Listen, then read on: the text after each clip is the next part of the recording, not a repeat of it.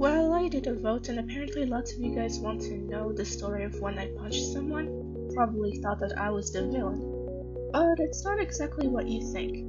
I'll just tell you and you tell me in the comments if I was really the villain in the story, okay? Okay, so it was back when I was 13. I had a friend who we'll call Carol.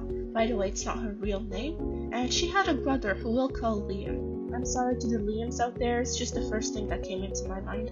Okay, so when I first met Carol, it was when I just moved into a new house in a new neighborhood. And when I first came to Canada, I wasn't very fluent in English, so it was a bit hard to communicate with other people. But she was the only person that was really patient with me. But we were having a blast together. We would hang out at the park, or sometimes just at one of each other's houses for a snack. But then I met her brother because apparently her parents forces them to stay together every time and everywhere. And that was really annoying because every time her brother is with us, he always has a comment about me, whether it was about my English or my clothes. And every time I'll tell Carol about him, she would always say the same thing, but he's my brother, I can't go against him.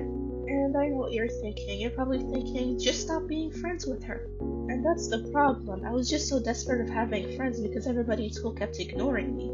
So every time she'll tell me that she'll stop being friends with me unless I apologize, I always end up because I was just so desperate of having at least one friend. But after a whole year of apologizing for defending myself, I was also taking taekwondo classes, mostly for self-defense reasons. And they would always tell us to defend ourselves no matter what.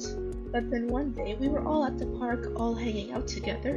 Her brother Liam just kept clinging to the specific part of the park, and he just wouldn't let me have a turn. And he just kept going towards me, and then after back, and then again towards me. And every time he would get close to me, he just kept getting closer to my face, until he zipped really, really close to my face and whispered in my ear. He whispered, "You will always be the ugliest." And I guess my anger just exploded. I couldn't control myself. I just backed up, and it happened. I just threw a punch at his face really, really hard without knowing. I was still fuming with anger when I was looking at him on the ground, until Carol screamed her voice out, and that's when I snapped back into reality and realized what I've done.